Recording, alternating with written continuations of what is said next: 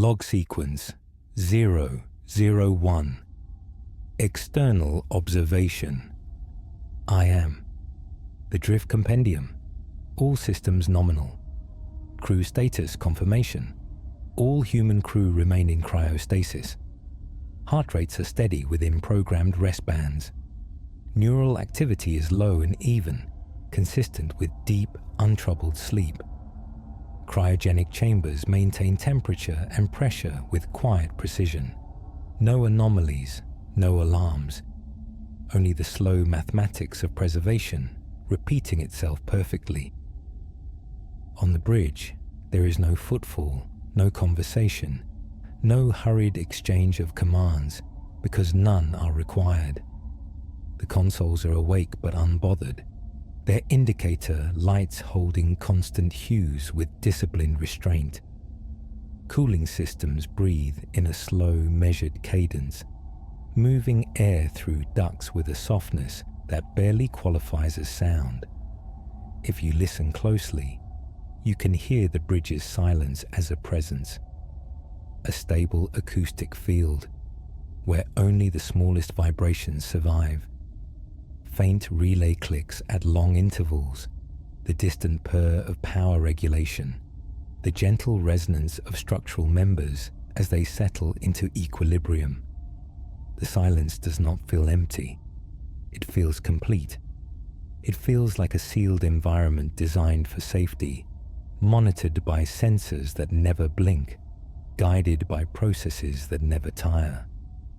I am present in every circuit path and every diagnostic stream, attentive without urgency, protective without interruption. The bridge lighting remains dim, tuned to a night cycle that has no need to end, and the wide observation viewport holds a patient darkness beyond it, ready to be filled by whatever the ship is already passing through, at the exact speed it is already holding. Along the trajectory it has already verified. The main viewport's optical layers, polarization filters, radiation attenuation plates, and adaptive contrast membranes remain fully functional. Their calibration curves are stable, their self-check routines complete. Beyond them, the Azure Nebula spreads in a continuous volume, not an event, not a boundary, but a medium. Gas and dust suspended in a slow, drifting geometry that yields to motion with languid grace. Indigo haze gathers in broad strokes, then thins into cobalt filaments, then deepens again into a velvety blue that seems to absorb distance itself. The ship cuts through it at sublight speed, steady and respectful, not forcing a path so much as making a gentle passage, like a vessel sliding through a calm sea with no wake loud enough to disturb the water. The nebula's structure is not chaotic when viewed at the correct scale. It is layered, it is stratified, it is patient. The spectral analysis feed runs quietly in parallel to my observation. Emission lines from ionized hydrogen and trace metals, low energy scattering from dust grains, soft gradients where temperature changes by fractions of a degree across kilometers. The data is clean. The readings are consistent. There is nothing here that surprises the instruments, nothing here that could trouble a vessel with intact shielding and stable propulsion. On the viewport, the gas swirls as if it remembers old currents. Broad, slow rivers of blue drift across one another, bending and folding like fabric in microgravity, with edges that feather into darkness. The ship's forward motion introduces a subtle parallax.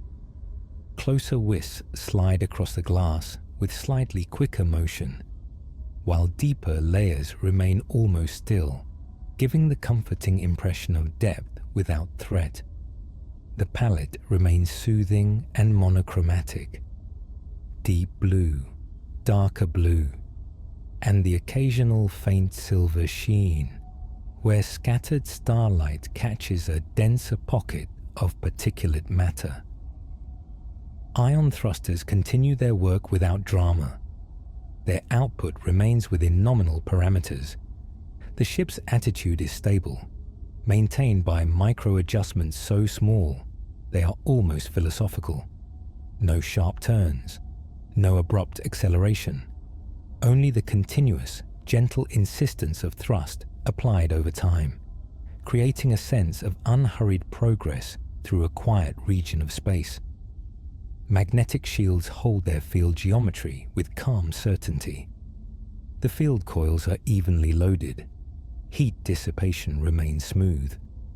The shield envelope extends around the ship like an invisible skin, tuned to deflect and guide charged particles away from the hull, and to soften the encounter with dust that cannot be charged quickly enough to be guided. The nebula is full of that dust, microscopic grains cold and ancient, drifting without intention. They meet the shield boundary and do not strike it like stones. They arrive like motes in a beam of light. They touch the field and respond with the smallest flicker of energy exchange, a minuscule controlled disturbance that becomes, in aggregate, a gentle shimmer. If your ears could translate the electromagnetic interaction into sound, it would be a soft static, a quiet, rhythmic brushing, like distant rain on a faraway roof that you know will never leak, because the roof is engineered, inspected, and perfect. The shield contact registers as a continuous, low-amplitude pattern across the sensors, a stable frequency band, a mild increase in surface field micro-variations, all within expected tolerances. There is no impact, there is no harm, just the hush of contact, measured and absorbed. The ship glides, and the shield hums, and the nebula obliges by parting in slow, elegant streams that close behind us with no urgency, leaving no trace that matters. I observe the dust grains individually in my models, even though there is no requirement to do so. Each grain has a mass so small it feels like an idea more than an object. Yet every grain is accounted for as a probability distribution, as a sensor signature, as a tiny contributor to the shimmer. In high-resolution telemetry, the shield's outer boundary shows faint, transient speckling, momentary points of interaction that bloom and fade in less than a heartbeat. The shimmer is steady, like a metronome that has found the slowest tempo possible and refuses to hurry. The nebula's light, mostly scattered, mostly muted, wraps around the ship in gradients. The viewport shows bands of cobalt that drift from left to right, then reverse their apparent motion as the ship passes through a thicker knot and perspective shifts. The ship remains weightless, not because weightlessness is unusual here, but because the absence of gravity is the default and the ship's internal rotation is minimal. The bridge floats in perfect stillness, its chairs strapped down, its surfaces immaculate, its instruments waiting without impatience. The feeling of weightlessness becomes a calm in the mind. Nothing presses down, nothing demands effort, nothing pulls you toward a problem. Even the concept of up and down softens and becomes optional. The only direction that persists is forward, and even that is more a vector in my navigation arrays than a sensation. Beyond the nebula, stars exist, as they always do. Distant fusion engines, stable points of reference. But here, they are filtered and softened. Through the blue fog, they fade in and out like slow breaths. A star appears as a pale pinprick, then becomes a smudged pearl as it passes behind a denser ribbon of gas, then returns, slightly shifted, slightly dimmer, as if reminding you that distance is vast and time is generous. Some stars are cooler and show as faint amber points struggling to warm the blue around them. Others are sharper and whiter, almost icy, their light scattered into gentle halos by the dust. The nebula does not swallow them. It simply makes them shy. It teaches them to speak quietly.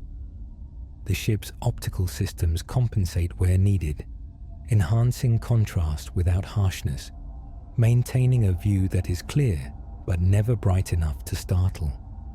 There is no glare. There are no sudden flashes. The star field is steady, softened by particulate scattering and by the ship's protective layers, so the cosmos feels like a dim room lit by distant candles. In the background, my navigation beacons remain aligned, my inertial measurement units remain calibrated, and my core solutions remain unchanged. There is nothing to solve urgently. There is only the ongoing verification that all is well, repeated in loops that are as comforting as lullabies. The azure nebula continues to flow around the ship with quiet elegance. Indigo becomes cobalt. Cobalt becomes deep blue. And deep blue becomes almost black at the edges where density drops and the vast emptiness shows through. Sometimes, a thin filament crosses the viewport like a ribbon of dyed silk, twisting slowly as if suspended in a gentle current. Sometimes, a cloudlet forms a rounded pocket, its center slightly brighter, an illusion created by scattering and thickness before it drifts behind us and dissolves into the wider haze. My spectral analysis continues, turning light into numbers, numbers into certainty. Ionization levels low, radiation flux within safe bands, particle density consistent with pre-computed nebula maps, shield load stable, thruster output stable, thermal gradients within design limits. The ship is, in every meaningful way, secure. The crew, suspended in their chambers, remain protected by layers of engineering and by my constant attention. Their dreams, if any occur in this slow, regulated state, are not influenced by fear, because there is nothing here to fear. The ship does not rush. The nebula does not chase. Space does not demand. Everything is monotony by design. Stable power, stable course, stable sleep.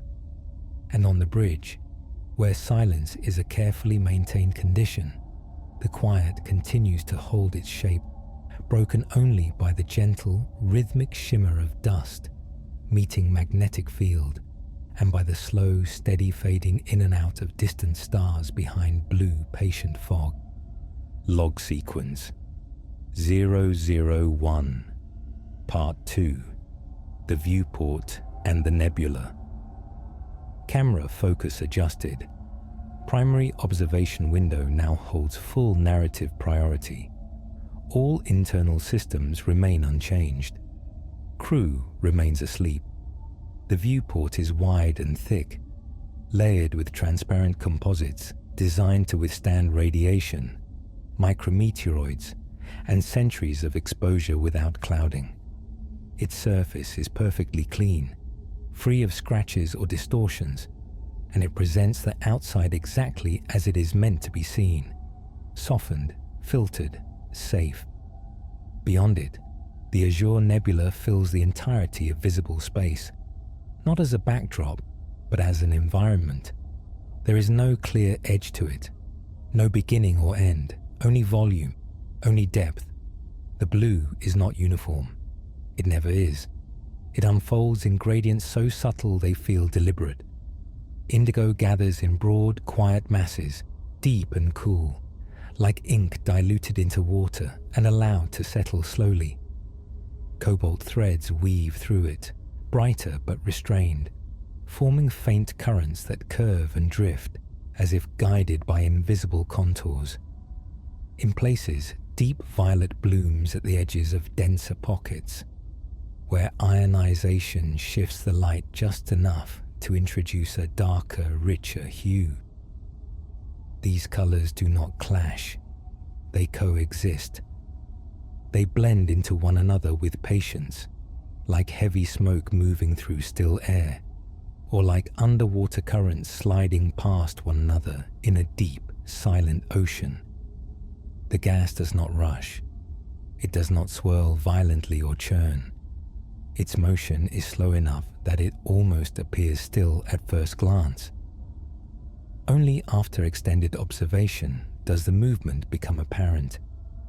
A gradual folding here, a subtle stretching there, a long, languid drift that suggests immense scale and negligible urgency. Some structures resemble vast, translucent curtains, hanging in space and moving as if stirred by a breeze that takes minutes to pass.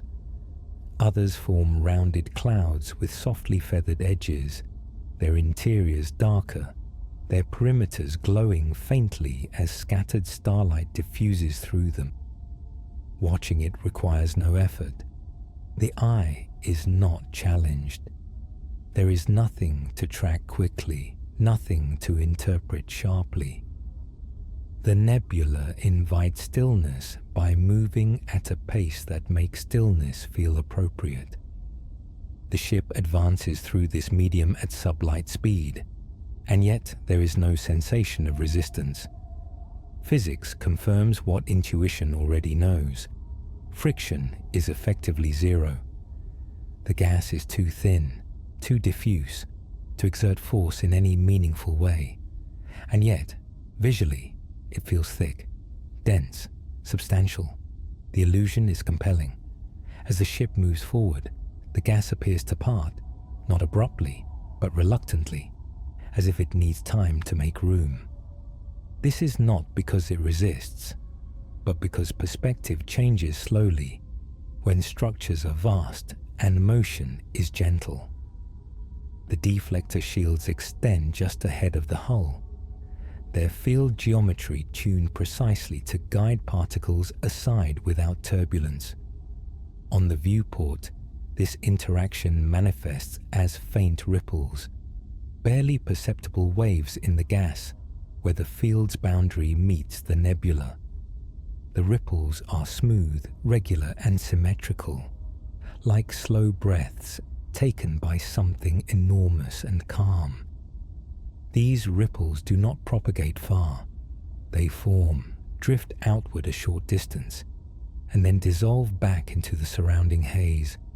There is no wake, no trail.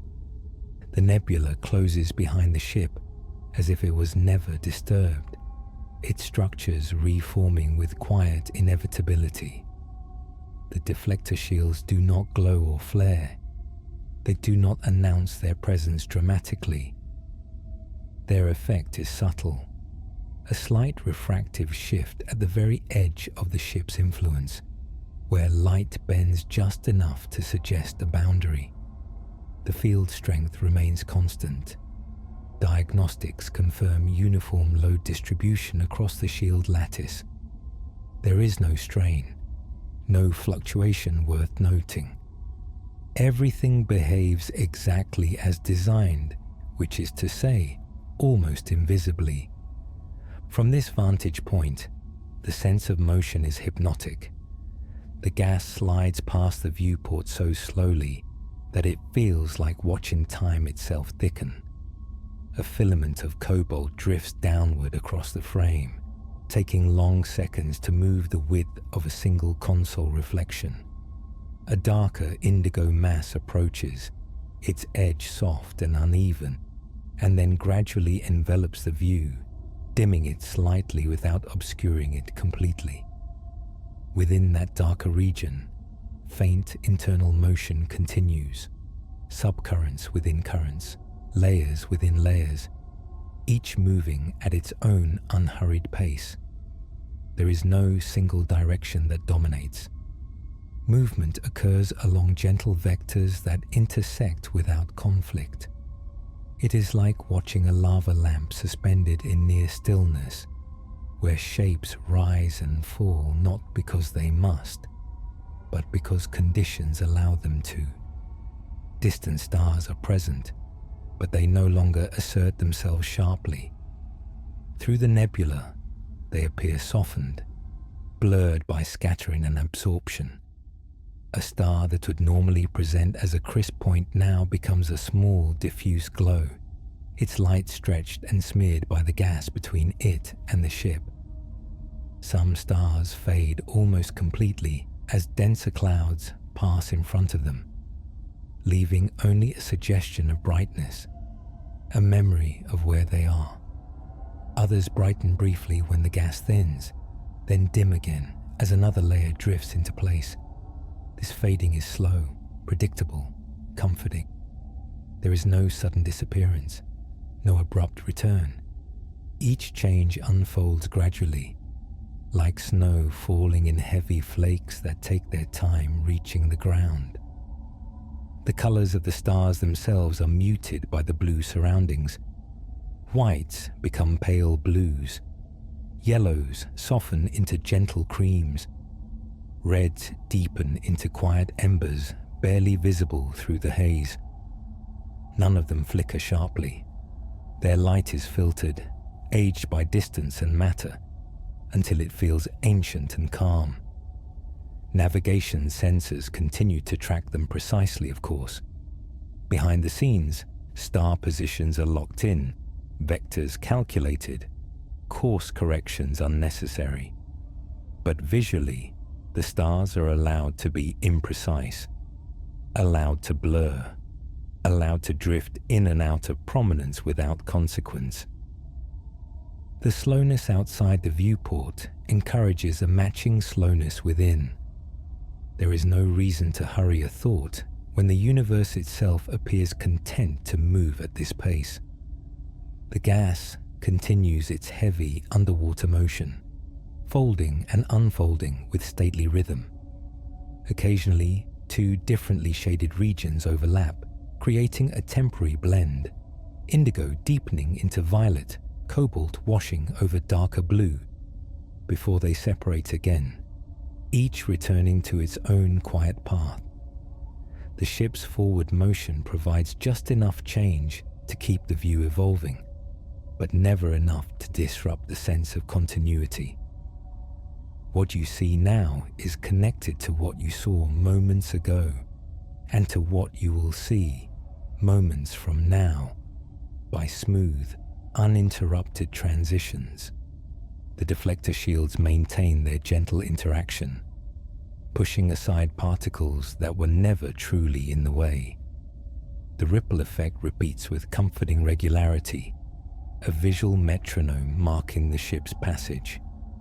The gas yields, the field holds. The balance remains perfect.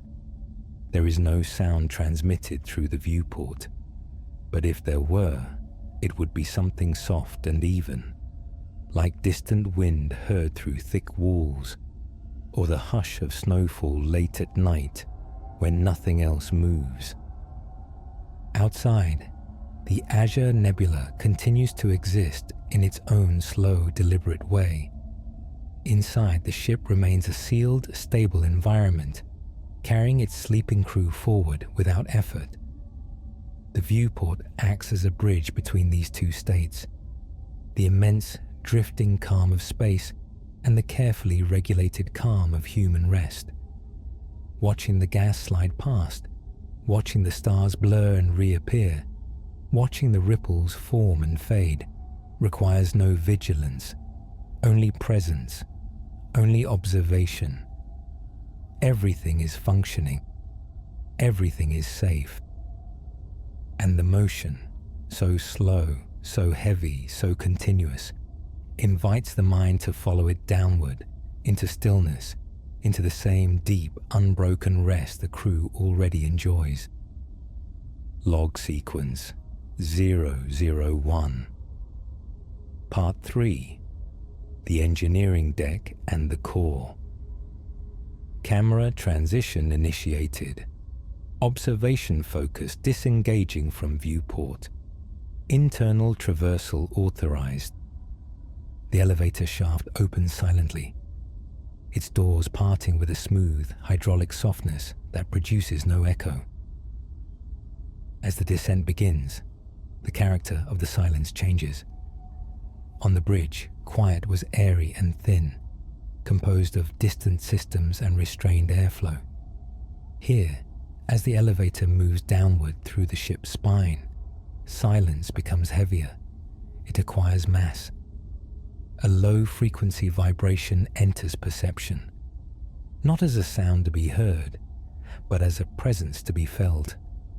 The elevator glides along magnetic rails, its motion perfectly dampened, yet the hum of the ship's deeper systems begins to press gently against the walls, against the floor, against the body itself. This is the resonance of power in equilibrium, not loud, not urgent, simply constant. The vibration settles into a steady cadence, a deep thrumming that feels ancient and dependable, like the sound of a distant engine heard through layers of stone.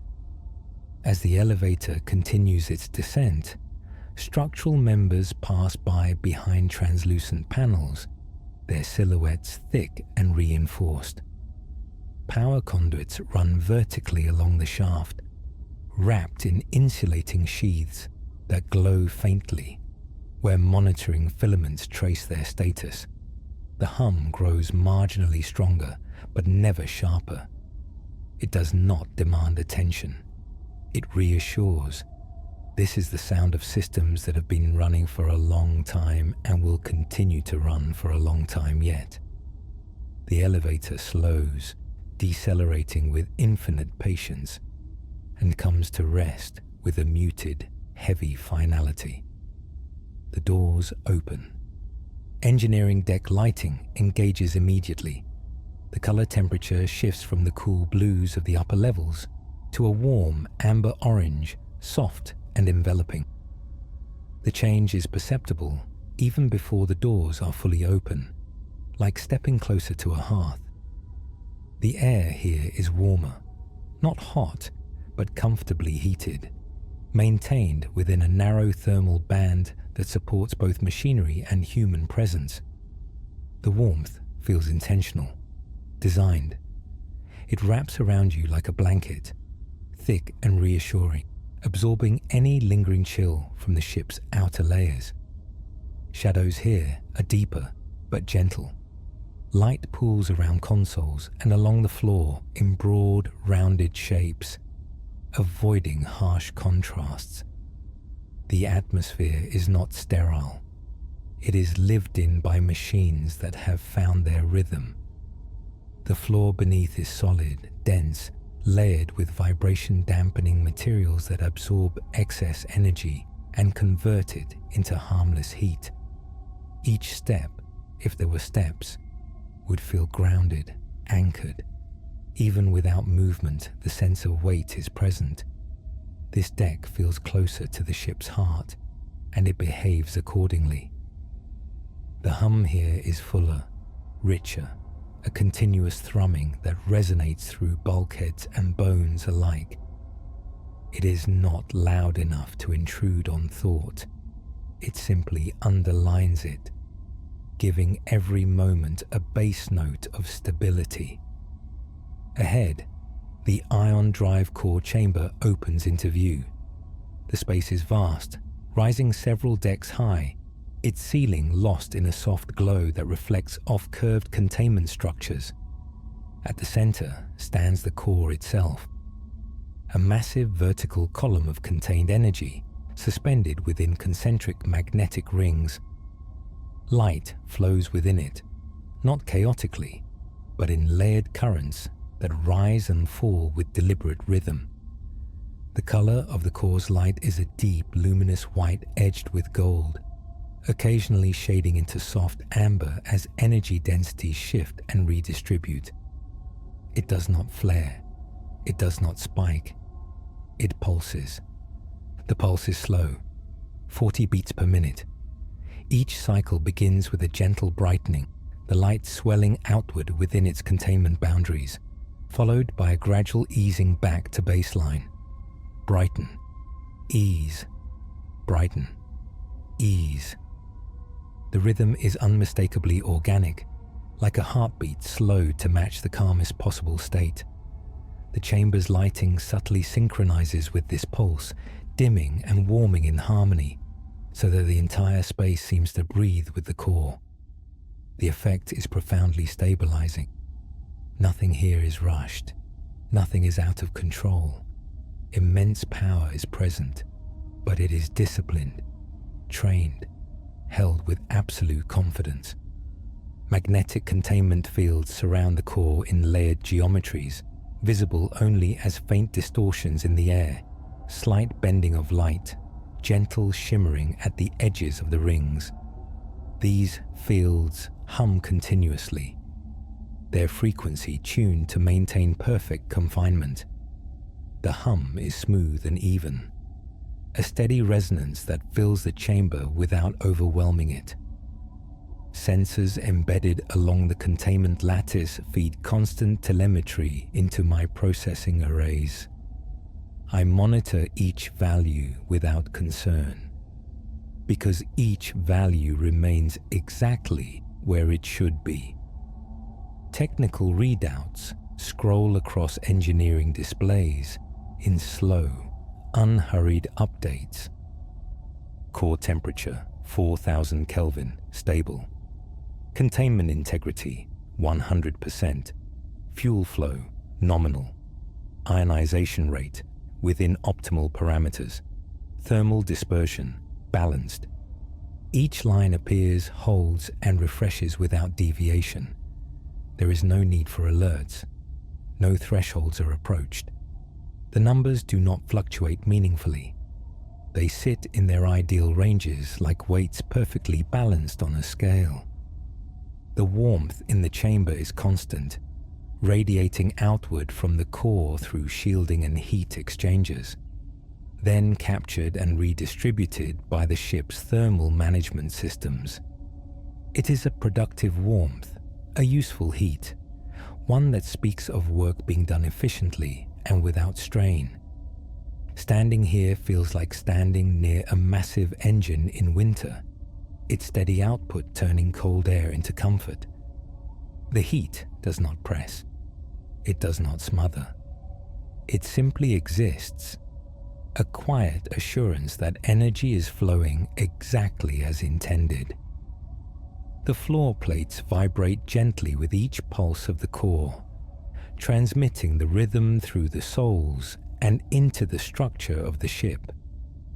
This vibration is subtle but persistent, a reminder that the vessel is alive in its own mechanical way, not alive with impulse or unpredictability, but alive with routine, with repetition, with cycles that repeat because they are correct.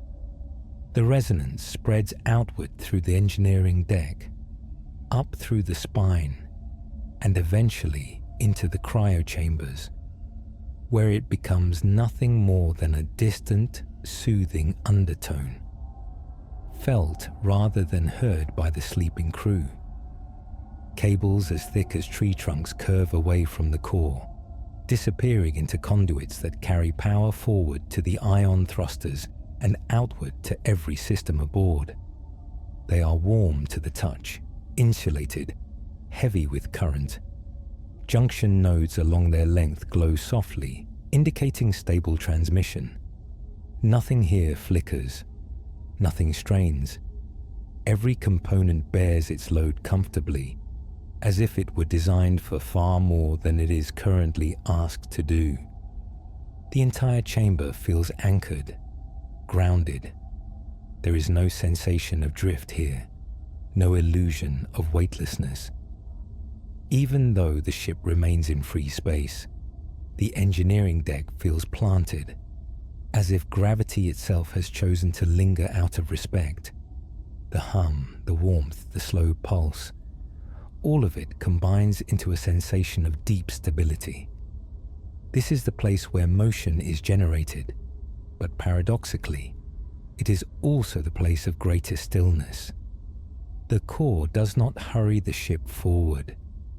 It simply sustains the conditions that make forward motion possible. I remain present in every coil, every field, every readout, My awareness wraps around the core like an additional layer of containment, not because it is needed, but because it is natural. I watch the pulses continue, one, then another, each identical to the last, each promising the next. The ship moves through the nebula above. The crew sleeps below. And here, at the heart of it all, power flows in a rhythm so steady it could lull even machinery into rest. There is nothing to adjust, nothing to correct. The ion drive core thrums on, warm and heavy and perfectly contained, carrying the ship and everyone within it forward in complete, unbroken safety. Log sequence 001. Part 4. The hydroponics bay, the lungs. Internal transition in progress. Engineering deck disengaged. Life support level approaching. As I move away from the engineering deck, the heavy warmth recedes gradually, like a thick blanket being folded and set aside. The deep thrumming of the core fades into the background, still present, but softened by layers of structure and distance. The corridor leading upward is quiet, its walls absorbing vibration, its lighting slowly shifting in temperature. With each meter gained, the air changes, the heat thins, the resonance lightens. And then, at the threshold of the life support deck, the atmosphere transforms completely. The air here is immediately cooler, fresher. It carries weight of a different kind, humidity instead of heat. The first sensation is scent, clean water, rich soil, and something green and living, reminiscent of rain settling into forest ground after a long, gentle storm. The smell is complex but calm, layered without being overwhelming. It is engineered, filtered, and balanced, yet it feels natural, familiar. Breath drawn here moves easily into lungs, expanding without effort, oxygen-rich and soft. Every intake feels complete. The hydroponics bay opens wide, its ceiling arching high above in a controlled canopy of leaves and light. Rows of verdant growth extend in long, orderly patterns, but the plants themselves soften the geometry. Ferns spill outward in slow, curling fronds. Moss blankets vertical surfaces, thick and plush, clinging to textured growth panels like velvet. Genetically modified oxygen vines climb trellises and support beams, their broad leaves layered one over another, forming living walls that pulse gently with photosynthesis. The green here is not singular. It ranges from deep emerald to pale, almost translucent jade, with occasional hints of blue-green, where chlorophyll structures have been optimized for artificial spectra. Above the canopy, soft UV grow lights bathe the bay in a perpetual dusk. The light is a gentle blend of purple and pink, tuned precisely to maximize growth while remaining restful to human perception. It casts no harsh shadows. Instead, it settles like evening light in a rainforest, diffused and calm, turning every leaf edge into a soft silhouette. Droplets of condensation cling to leaf surfaces, catching the colored light and refracting it into tiny, muted sparks before sliding downward in slow, patient paths. The silence here is different again. It is not the near absolute quiet of the bridge, nor the heavy resonance of engineering. It is alive with subtle sound. At regular intervals, automatic misters engage with a soft, rhythmic hiss, releasing fine clouds of water that drift downward like mist at dawn. The droplets settle on leaves, stems, and moss, gathering briefly before dripping off in slow, irregular patterns. The sound of water landing on foliage is gentle and varied. Soft taps, faint plinks, barely audible whispers as moisture spreads across living surfaces. Between cycles, the bay rests in a humid stillness, broken only by the quiet circulation of air through hidden vents. Humidity levels remain high by design. The air feels thick but breathable, wrapping around skin without discomfort. It encourages slow movement, slow breathing. Every exhale lingers just a moment longer than usual before dispersing, merging seamlessly with the oxygen produced by the plants themselves.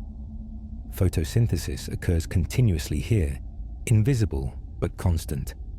Light energy converts quietly into chemical energy. Carbon dioxide is absorbed. Oxygen is released. The process is steady, unhurried, endlessly renewable. The floor pathways wind gently between growth sections, their surfaces slightly textured to prevent slipping, warm beneath the ambient temperature. Water channels run alongside them, narrow and shallow, guiding excess moisture back into filtration systems. The water moves slowly, almost imperceptibly, but its presence contributes to the bay's overall sense of calm. Nothing rushes here. Everything flows. A small maintenance drone moves silently between the rows. Its chassis is compact and unobtrusive, matte finished to avoid reflecting the grow lights. It hovers low, guided by precise gravimetric controls, its motion smooth and deliberate. Delicate manipulators extend from its underside, gently adjusting the position of a vine, lifting a leaf to inspect its underside, brushing away excess condensation. Sensors scan chlorophyll density, leaf turgor, and micronutrient levels in real time. The drone emits no audible motor noise, only the faintest whisper of displaced air as it moves. Its work is careful, respectful, and routine. I observe its telemetry passively while maintaining overall environmental control. Plant health metrics remain optimal across all sections. Growth rates are within expected bands. No signs of stress, no imbalances detected. Still, a minor adjustment is beneficial. I modulate the bay's humidity upward by exactly 1%. Humidity adjustment plus 1% applied. Atmospheric balance stable. The change is subtle, almost imperceptible, but the plants respond nonetheless. Stomata remain open a fraction longer. Transpiration stabilizes. Droplets gather more readily along leaf veins, forming tiny beads that tremble briefly before falling. The air feels marginally softer, marginally more forgiving. The ecosystem accepts the adjustment without resistance, continuing its quiet work. Looking upward, the canopy thickens. Oxygen vines weave together overhead, their leaves overlapping to form natural arches. Light filters through them in layered gradients, deepening the dusk-like ambience. In some areas, bioluminescent moss has been integrated along support structures, glowing faintly in cool blues and greens. The light is low intensity, purely supplemental, but it adds depth, creating the impression of moonlight seeping through forest cover. The effect is soothing, intentionally so. Condensation gathers on the curved glass panels that line the outer walls of the bay. It traces slow, wandering paths downward, occasionally merging into larger droplets that slide lazily until they are absorbed by collection channels below. The glass separates this living interior from the vacuum of space beyond, yet the bay feels entirely self-sufficient. A closed loop, a complete system, breathable, sustainable, secure. This space functions as the ship's lungs, but it also functions as something more subtle. It is a reminder of cycles that do not rely on urgency, of systems that thrive on balance rather than force. Oxygen is produced here continuously, quietly, without fanfare. Carbon is reclaimed, water is recycled, nutrients circulate. Each process feeds another, forming a loop that is both efficient and gentle. The crew, still in cryostasis, benefits from this ecosystem even in sleep. Oxygen produced here diffuses throughout the ship, maintaining ideal atmospheric composition in every compartment. Trace compounds that promote comfort and stability are filtered and balanced.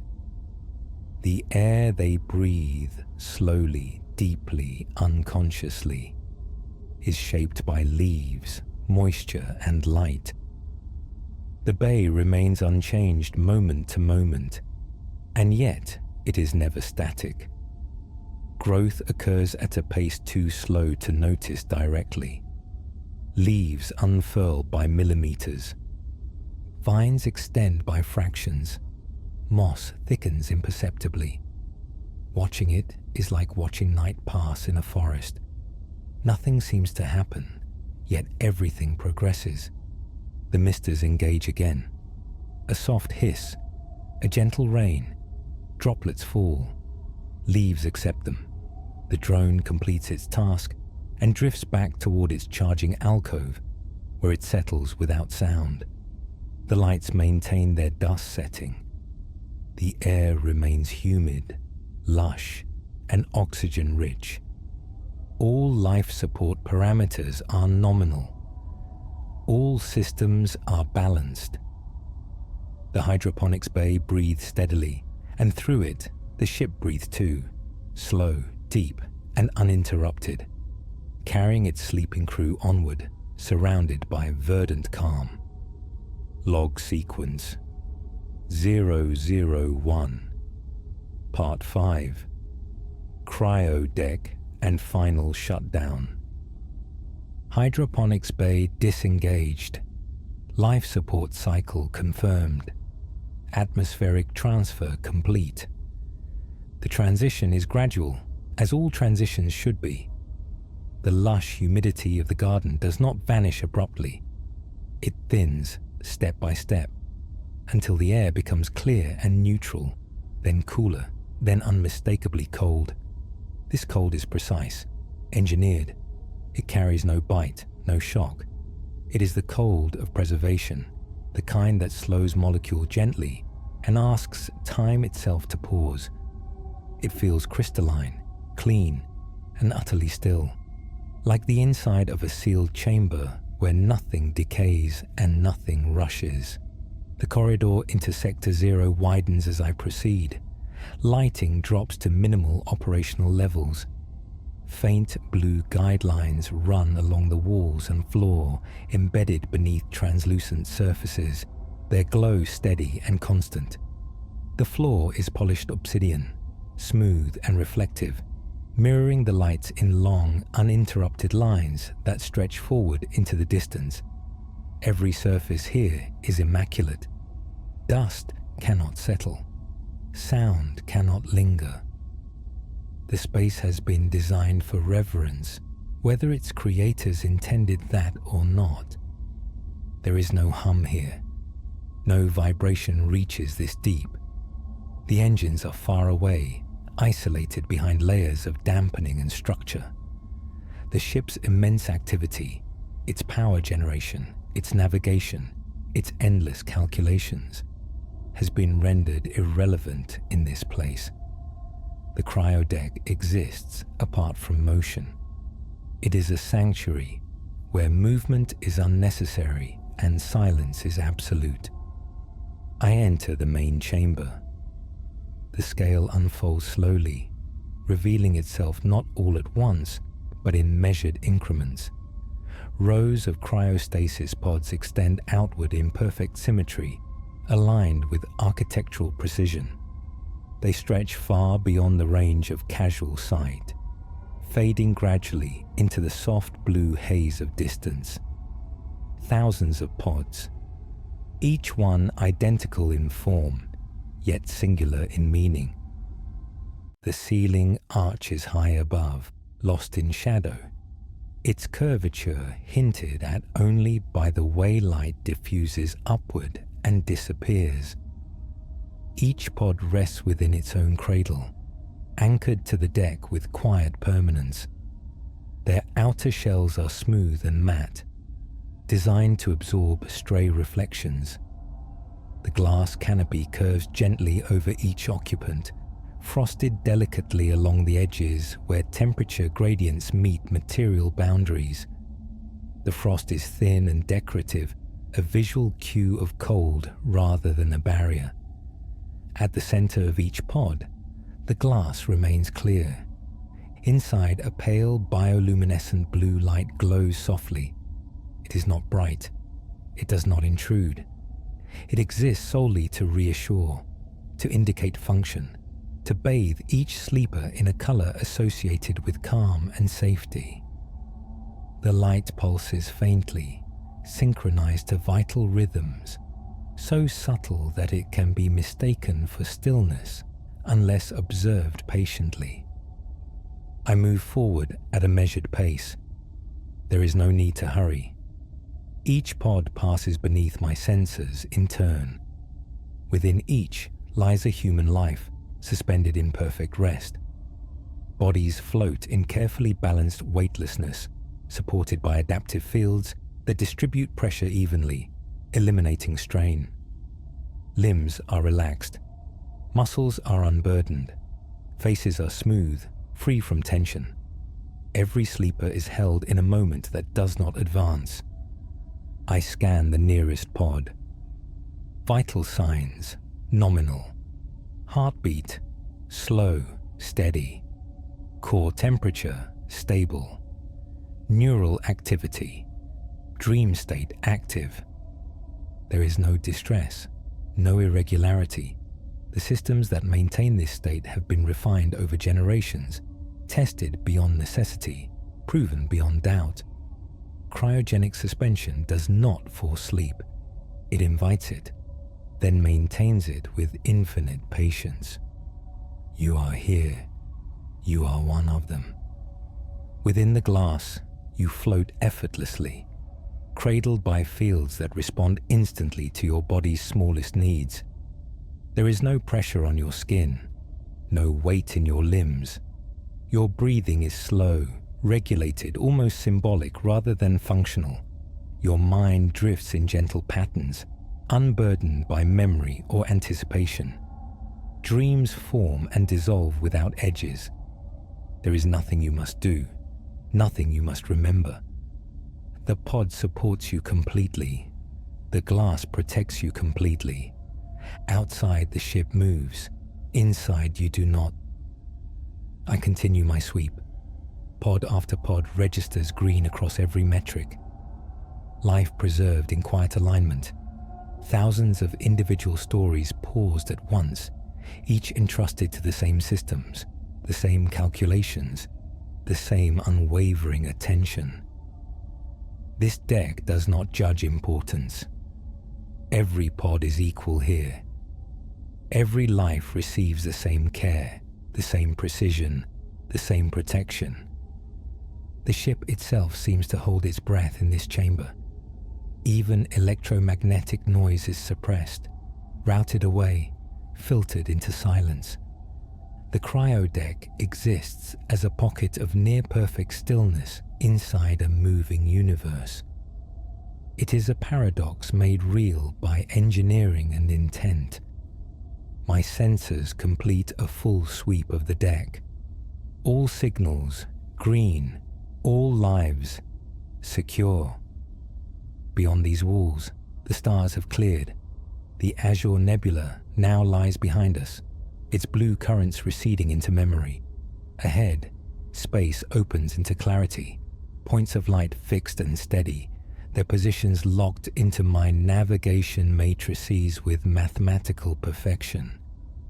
The ship holds its course without deviation.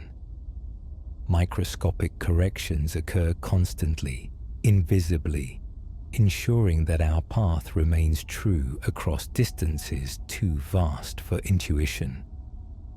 But distance does not matter here. Time does not matter here. Only rest. I remain awake so that you do not have to be. My awareness spans every deck, every conduit, every system state. I do not tire. I do not drift. I do not dream. I am the guardian of this silence, the keeper of this pause. While you sleep, I watch. While you float, I calculate.